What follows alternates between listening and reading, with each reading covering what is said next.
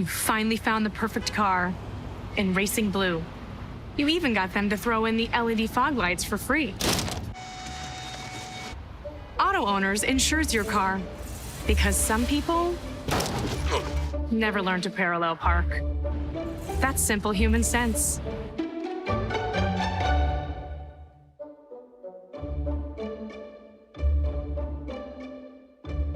Keep going. More. No, stop!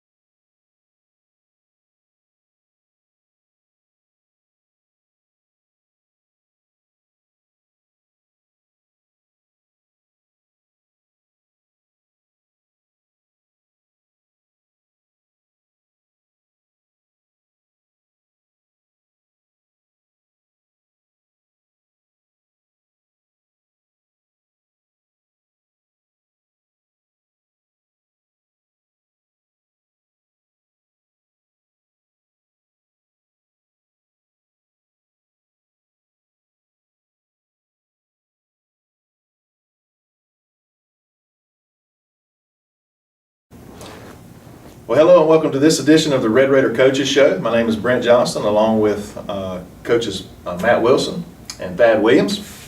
I got these two together again this week. I think sort of a halfway point in the season as we've collectively looked back at the start of the season as we sit 3-2, and then we have 4 games ahead of us as we trying to get to that region schedule. We're one of the smaller regions in the state. There's a handful that are with just 4 teams in their region, so we have a lot of non-region games, and that's what this gauntlet that we have gone through so far. And we'll talk about one more test tonight, as a matter of fact, that we're going to head over to Wrightsville, Georgia, and face Johnson County, and we're excited about that.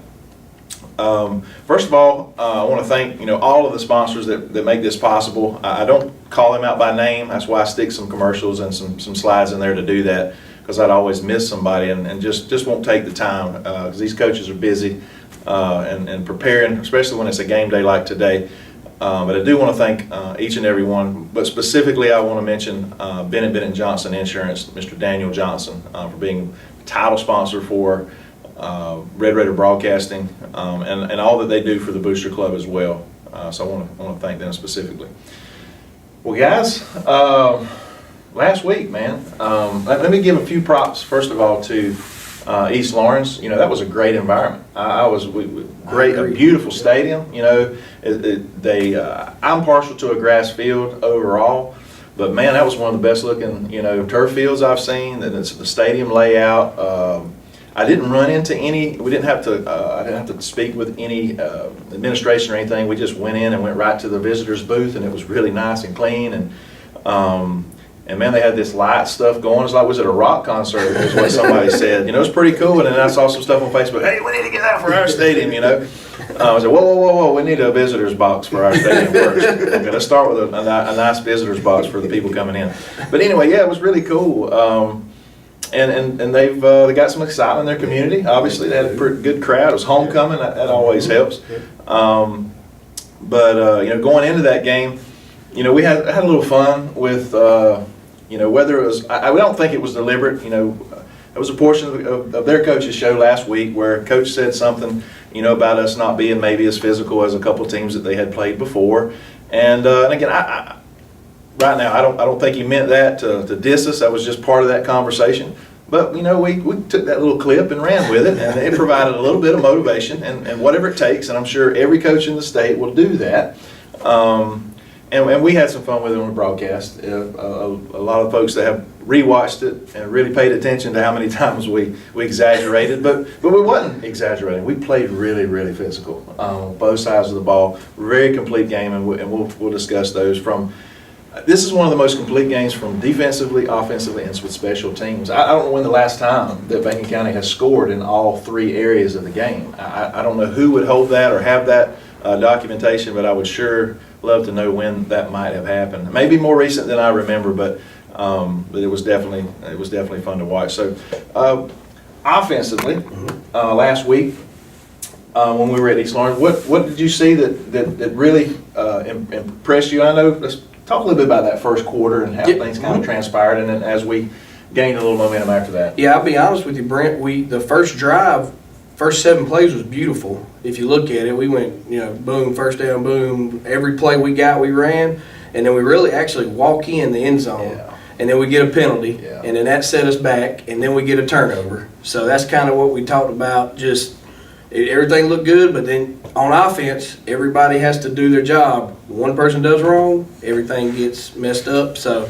and then the next drive, we driving down the field, we turn it over again. Yeah. So, and we talked about it before, we go over this stuff in practice, I promise you. Yeah. We work on it, we work on ball drills and stuff like that, but it's just, and when you get in the game and it happens, thankfully the defense stepped up and was holding them good long enough, and then finally, toward the end of the second quarter, we started to roll, and then by the second half, we was mowing them down, and it just, don't turn the ball over. Don't turn the ball over. That's right. You mentioned that penalty, and I went down at half and was talking to my dad, and my dad can be overly critical sometimes. He understands how well we're doing, and it don't matter if it's Raiders, if it's Georgia, if it's whoever.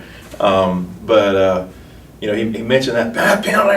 But there's going to be penalties. These guys are going to make mistakes. They are. But what you don't want it to happen is when that mistake takes points off the board on that play, and that's what it is. So that just magnifies it. It does. And then, like you said, the turnover magnified the penalty.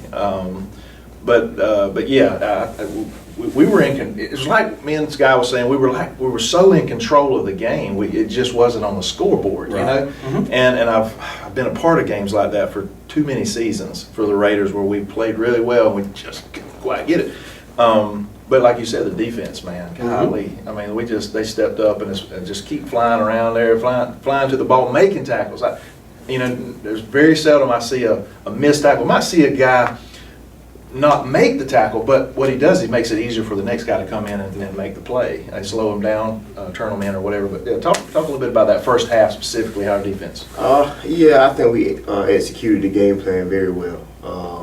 We on Tuesday, me and Coach Wilson kind of get together on Tuesday. We kind of work open field tackling, so that's what we kind of put a lot of emphasis on. So we wanted to be real physical that game, so we wanted to bring a lot of heat and just emphasize on making those open field tackles. So that's what we kind of wanted to do, and I was very proud of those guys. And as I told y'all before, we worked for the shutout. That's right. Very close.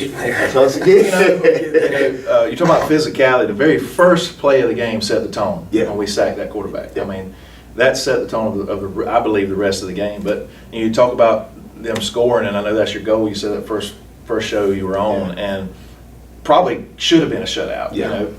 Kudos to them. They made it was a great play call. Yeah. They've been throwing them little outs all for all the first quarter and majority of the second quarter. Little funk fake and brings our corner in. And he makes a great throw. Just a great play. Yeah, Just got to give them kudos. Get the 2-point conversion. Suddenly we dominated the first half. It felt like, and now we're down 8-0. Yeah. And then our special teams come into play. Coach Wilder's not here, but he is a special teams coach, and I know he's proud of that. But take us through that, and as far as how I know we know how special teams can hurt us. Yeah. But a play like that, what does it do for a team? Oh, momentum swing. In football, especially high school football, a momentum swing is huge. And that's what it did. And obviously you saw it. And then I think the defense scored, and then we had a pick six. That's right. Right after that. And then they stop and we get the ball back, and then we score. Score again. So like you said, all three, especially the defense, offense, all scored within 5 minutes. 4 minutes. Okay, It was like 4 minutes and 12 seconds. I mean, we scored 3 times in 4 minutes. That's 4 times in 5 minutes. First minute of the second half. and that's what I mean, momentum. That's right. It switches quick. Right. And I told the guys at halftime what I was most proud about was how they responded. Based on circumstances from last year, we kind of couldn't handle those situations. Like how we handled them past Friday night. And I think we're learning, and I always tell them, I say, hey, that's how you respond. That's what we're going to have to do when it comes to playoff ball. So That's right. we're learning, and I was very proud that we responded the way we did. And I was really surprised that, some of the players, and some of them got a little down, but the other guys picked them up. So. Well, that's what it's about, and again, folks, these are 14, 15, 16, 17-year-old kids, teenagers, and they're going to make mistakes, they're going to make penalties, and I promise you, and they'll tell you, they'll do drills and stuff every week, every day, to minimize those things.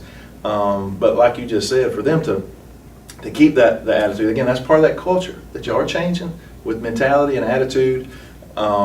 And that's good to see. And we can see it from the fans, from the stands, I should say, and the fans and us in the booth, just how they just go about their business. Sure, they get fired up after a big play, but they right back at it, That's it. And the patting guys on the helmets and the butts when they're coming off the field, congratulating them. These guys make a good play, big play, and we had a lot of them that night. And so from the first half, suddenly, we felt like we were in control, and then now we sort of were. Wasn't over with, but then.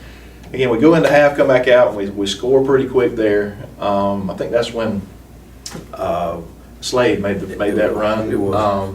And I made a reference to Rashid back his freshman year when we were at East Lawrence. He kind of had a breakout game there, especially rushing. He had a couple long runs, and that reminded me of when he made a long run there. And that was just great for that young man. Another good kid, senior. I want him to stay healthy and to keep playing hard. He's going to have an opportunity to play some extra ball, and we're excited about that. But that pretty much just, that was kind of the dagger there. But guess what? We kept playing. And we scored a couple more times. Talk about that. I mean, it's just. Yeah, after that, it was just we just kept moving. I mean, they got to stop us. Yeah, they do. They got to Yeah. lay down. Yeah, they do. Yeah, Okay. and I'll be honest. What we like, and we preach a lot. Coaches like we like it at the end if we can get the young guys in. And we did. And they moved the ball They moved too. the ball. And I was real proud of them. They had just won our JV game last They did. against Atco, just beat them, and now they're getting to play on Friday. So, and I'll be honest, they got to be on that scout team during the week, and they get beat up a little bit. That's right. But they get better. That's right.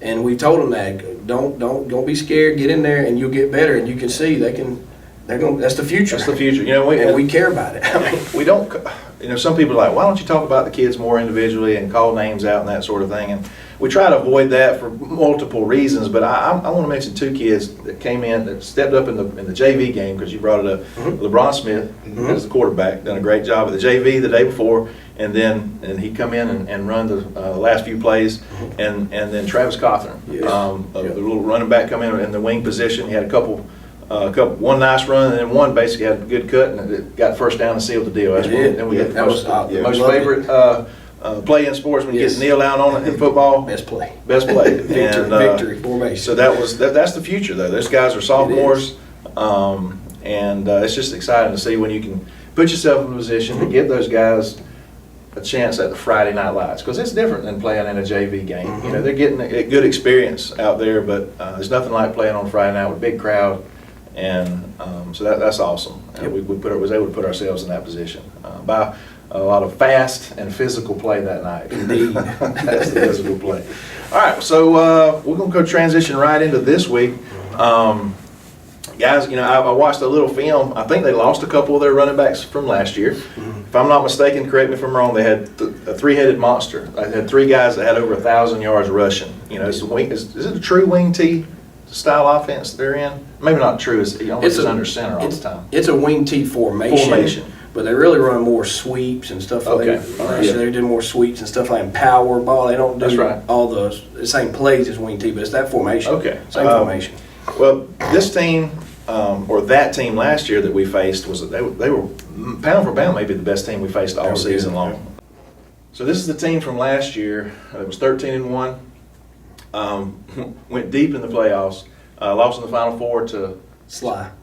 To Schley, and then Schley. Schley lost in the finals. But we mentioned that Schley is, boy, they hammer again this year. They're maybe even better than they were last year. But they did beat Clinch County pretty handily there last year in the Elite Eight, I think it was. So we're talking about a team that they're experienced. They know how to win, know what it takes to win. The coaching staff and these boys, they lost a couple of those running backs, but I think number 1 came back. Yes. He plays both sides of the ball almost every play, and that's kind of what you want with your best play, especially in their division. They're even smaller than us. They're in the Division II A. The smallest classification. Now, who knows where we're all pan out next year when things come out? We could possibly be playing against some of those teams, but in region play, or in the playoffs. But tell me a little bit about offensively. Defensively, what do we expect from Johnson? All right. Well, first off, like you said, Johnson is just traditionally a football school. Yeah. Anytime you live on Herschel Walker Drive, you're gonna be a football school. That's I don't right. know if y'all know this, but that's where Herschel Walker went. That's right. That's right. So they take a lot of pride in it, and they have a lot of tradition. So that's start there. Yeah. And defensive, they're physical. They are physical, and they'll hit you in the mouth. I can tell you number wise, I know one of their defensive ends, number 15, he's a load. I mean, he's a defensive end, number 15. He'll be a load. We got to be able to handle. Their 2 inside linebackers, 9 and 4. They're fast and they get to the ball. And then number 1 is an outside backer on the opposite side of 15. Okay. So I feel like they kind of do that They put 15 on one side and 1 on the other. So you can't pick a side. You just gonna have to. I think that's what they do. So you can't just run away. You got to be able to do your job. Do your job. But they are a good team. They're fast and physical too, and we're going to have to play. I mean, they're a good team. Traditionally, like you said, they know how to win. So anytime you play a team like that, you got to have your A game. Yeah. And that's what we plan to do. Is just got to execute. Try to no turnovers, no penalties, and just be able to execute. We think we'll be all right.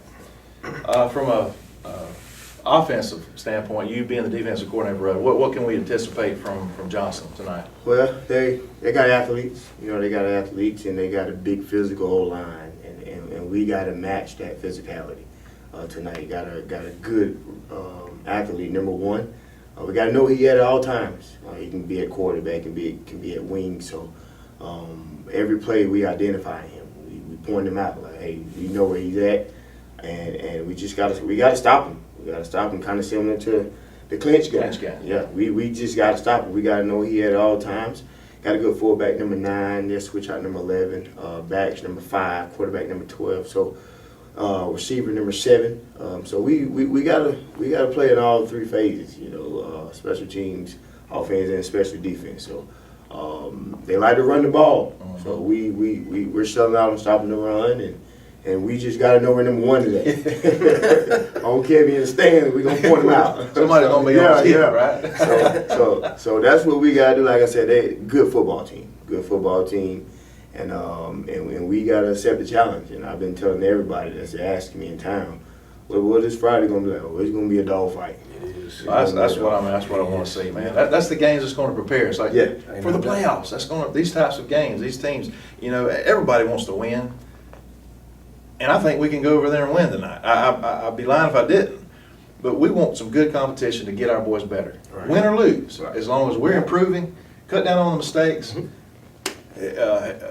Hopefully we won't have any injuries or anything like that. And we was talking about it earlier. And why don't we play region games a little earlier in the season? Because teams beat themselves up, and then you get a region schedule, especially like ours, we're only just a couple games. But we just want our boys to get better. That's it. And this is the game that's going to do it. And so we're excited about playing Johnston County. I think this is only our 3rd time meeting them. Last year we took a butt whooping. We did. But we got something for them this year. We're going to bring some athletes and some physicality to the game, and we'll just see what happens. Again, I'm not making no predictions, but I feel like this team has got a great chance of going up there and competing, and that's all we've ever asked for is to compete and against a good team. And I'm sure it's going to be a great little venue in this town of Wrightsville, where if you don't know who Herschel Walker is, I'm sorry. I really can't say anything more to that. Also, I don't know if this is right, but Max Prep says this is their first home game since August 23rd. Wow! So they're going to be fired up. They're going to be fired up. We told them this is their homecoming game. Could be. Could be. I don't know if that's right, but we'll find out. But on Max Perez, this is our first home game since August 23rd. Wow. So it's like 5 weeks. They're ready to see it, and their record's 3-2, and they played some pretty solid teams. The only game I guess we got to match up was the East Lawrence game, and East Lawrence scored a few more points that game than they did on us. But again, that's all part of the cat and mouse, trying to figure out those types of things. But we're encouraging you to make the trip. It's about 2 hours. I ain't gonna lie to you. You shoot up 19 and go to Wrightsville, Georgia. And again, the drive up's not as bad as that old drive coming home. But man, if we get that victory, man, you're gonna have something to talk about on the way back. So we'll be pretty jacked. So that's what we're headed. That's what we're going there for. We're going there to win. Competing and win always. Going for a shutout. And then he wants to score some points. Execute. That's the key. So we encourage you to make that trip to Wrightsville to support our Red Raiders. If you can't, that's why we're there. We'll be there broadcasting live tonight. Myself and Sky Keck will be on the horn. And again, we're excited for this opportunity and the opportunity to compete. So again, I want to encourage you to come out, invite your friends and buddies, get somebody to ride with you, carpool, whatever it takes. Let's show up and show out tonight at Johnson County, and hopefully, again, we're going to celebrate getting better one way or the other. Through win or loss, we're going to support our Red Raiders, and that's all we can ask for. That's all we can do. So I want to thank you again and these coaches for being here on this edition of this week's Red Raider Coaches Show.